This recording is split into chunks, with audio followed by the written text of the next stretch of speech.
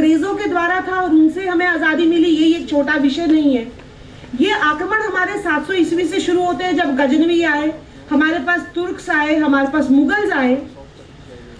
ये सभी के सभी आक्रमण जो हुए ये हमारे नॉर्थ वेस्ट से हुए हैं और ये सब सड़क के माध्यम से हुए हैं, धरती के माध्यम से हुए हैं। जो यूरोपियन आक्रमण हमारे ऊपर हुए वो एक तरह से विशेष इस तरह से है क्योंकि पहली बार समुद्र के रास्ते से हमारे ऊपर आक्रमण हुआ। कोई भी आक्रमणकारी होता है उसके 3 ही मूल विषय रहते हैं। सबसे पहले उसकी आसुरी प्रवृत्ति की दूसरे के ऊपर शासन करना, दूसरा जो उसका धर्म है उसको जबरदस्ती लोगों के ऊपर थोपना, अपने संस्कार लोगों के ऊपर थोपना जिनको वो पराजित करते हैं, और तीसरा कि कैसे धन संपदा को ज्यादा से ज्यादा लूटा जा सके। तो ये सब काम पहले के आक्रमणकारी भी कर रहे थे जो कि नॉर्थ वेस्ट से आए थे।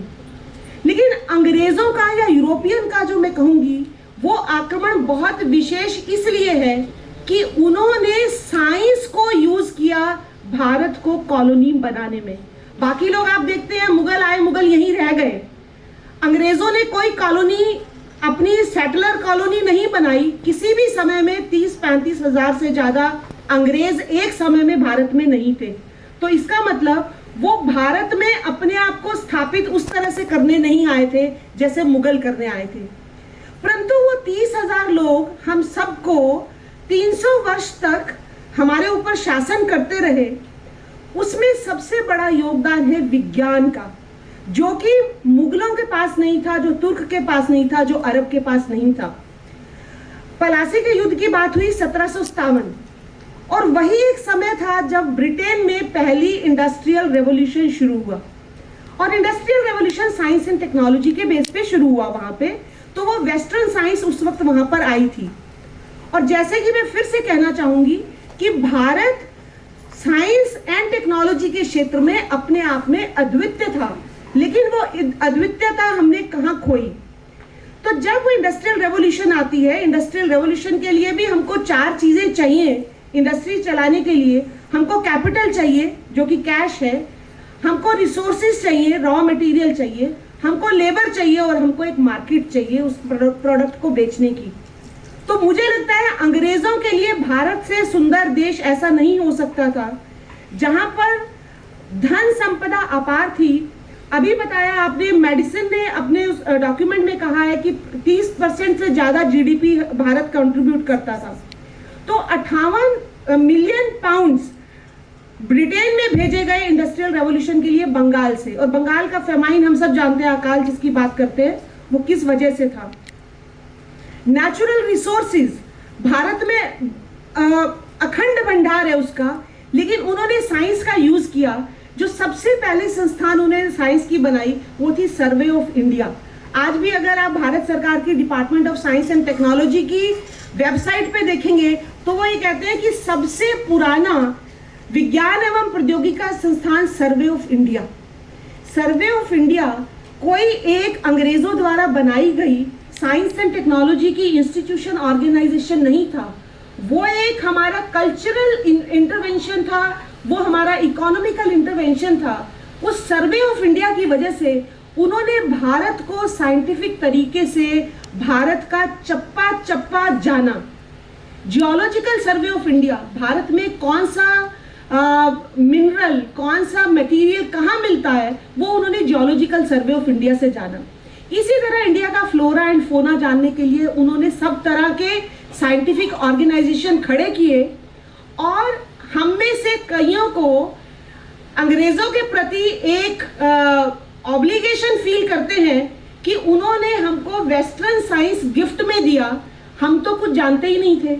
तो वहां से हमारा स्व खत्म होना शुरू हुआ। और जब हम वैदिक वांग्मय की बात करते हैं, हमको ये बताया गया कि भारतीयों के पास बौद्धिक क्षमता नहीं है वैज्ञानिक दृष्टिकोण से समझने की। तो ये जो 2 तरह की हमारे ऊपर हमला हुआ, एक की हमारे रिसोर्सेज को विज्ञान की दृष्टि से साइंटिफिक मैनर से उन्होंने निचोड़ा, अच्छे से दोहन किया, और दूसरा हर जनमानस के मन में ये बिठाया कि आपको साइंस नहीं आती है, आप अनपढ़ लोगों का देश हो, आप प्राचीन पद्धति से सिर्फ एग्रीकल्चर कर सकते हो, आपका इंडस्ट्री से कोई लेना देना नहीं है।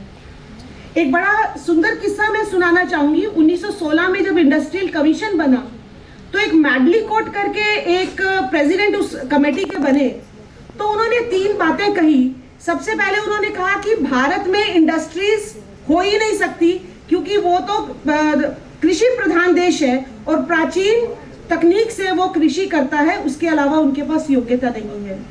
दूसरा, भारतीयों की मेंटालिटी ही नहीं है कि वो इंडस्ट्री कर सके क्योंकि उनको जो मिलता है रॉ मटेरियल, उनमें उतना एबिलिटी नहीं है कि वो रॉ मटेरियल को फाइनल प्रोडक्ट में कन्वर्ट कर सके। और तीसरा, वो ये कहते हैं कि भारतीयों को उनका जो शिक्षा पद्धति है वो इतनी कमजोर है कि वो चीजों को समझ भी नहीं पाते हैं। तो मदन मोहन मालवीय जी ने, जिन्होंने बनारस हिंदू विश्वविद्यालय की स्थापना भी की, उन्होंने उस वक्त एक नोट ऑफ डाइसेंट उसमें इंडस्ट्रियल कमीशन रिपोर्ट में दिया था, जिसमें उन्होंने उदाहरण के तौर पे, और वो उदाहरण उन्होंने वहां से लिए जो कि यूरोपियन लोगों ने डॉक्यूमेंट किए थे, तो वहां उन्होंने बताया कि भारत हमेशा से एक इंडस्ट्रियल कंट्री रहा है। छोटे छोटे गांवों में भी इंडस्ट्री थी। वो टेक्सटाइल इंडस्ट्री की बात करते हैं कि बेबीलोन की जो ममीज हैं वो भारत में उत्पन्न हुए फाइन मलमल से कवर्ड है, और जबकि टेक्सटाइल का इन्वेंशन यूरोप में 17वीं शताब्दी में हुआ। तो ये एक तरीका था। इसी तरह मेटलर्जी के कितने उदाहरण आप पाएंगे जहां पे भारत बहुत विकसित था as compare to Europe. Even steel की जो कटलरी ब्रिटेन में यूज होती थी वो भारत के स्टील से बनती थी। इसी तरह उन्होंने शिपिंग इंडस्ट्री की बात की कि शिपिंग इंडस्ट्री में भारत यूरोप से बहुत आगे था, क्योंकि अगर भारत इतना पिछड़ा हुआ देश होता तो भारत पे इतने आक्रमणकारी आक्रमण क्यों करते। तो एक हमको ये विज्ञान और प्रौद्योगिकी जो अंग्रेजों ने यूज की, इसको हम कहते हैं science as a tool to consolidate राज। उन्होंने भारत में इतने बड़े भूखंड में सिर्फ 30,000 लोगों ने एक साम्राज्य स्थापित किया, तो वो साइंस एंड टेक्नोलॉजी के बिना नहीं हो सकता था। चाहे आप पोस्टल देखें, चाहे आप रेलवेज देखें, फिर से हमारे मन में आता कि अच्छा ये रेल तो हमको अंग्रेज देके गए हैं, लेकिन कभी हम ये नहीं सोचते कि उन्होंने कोई भी ट्रेन ऐसी नहीं बनाई जो 2 बड़े शहरों को जोड़ने के लिए थी। हर ट्रेन ऐसी थी, छोटा नागपुर से मुंबई, ताकि छोटा नागपुर का जो कोयला निकलेगा वो लंदन तक कैसे पहुंचाया जाएगा।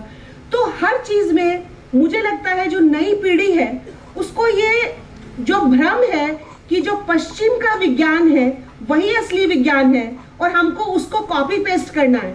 आज की तारीख में ये बहुत प्रचलन में है।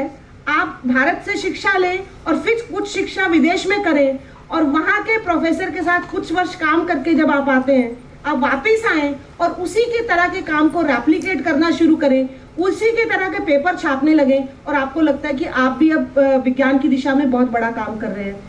परंतु हमारी सोच मौलिक थी।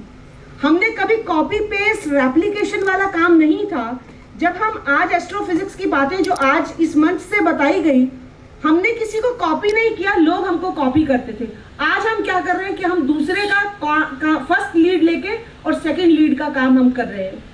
तो आज भारत जिस स्थान पर खड़ा है, स्वतंत्रता का अमृत महोत्सव, स्वराज का अमृत महोत्सव जब हम मना रहे हैं, तो मुझे लगता है आज भारत उस स्थिति में है जब हम किसी भी पश्चिम देश के साथ आंख से आंख मिलाकर एक प्लेटफॉर्म पे बात कर सकते हैं। आज हमको कोई ये नहीं कहता कि आप इंडिया से है तो आपका नॉलेज कम है, जो पहले कहा जाता था। जैसे कि आचार्य जेसी बोस को कहा गया, जब वो प्रेसिडेंसी कॉलेज में उन्होंने अप्लाई किया, उन्होंने बोला Indian do not have analytical thinking power. इसी का प्रोटेस्ट आचार्य जेसी बोस ने किया कि you have not said that J C Bose does not have analytical power to teach physics, you have said Indian, that's why I will not accept the half salary which you are offering to me, I will keep on teaching and afterwards British paid them that salary. So that was kind of first satyagraha which Acharya J.C. Bose did.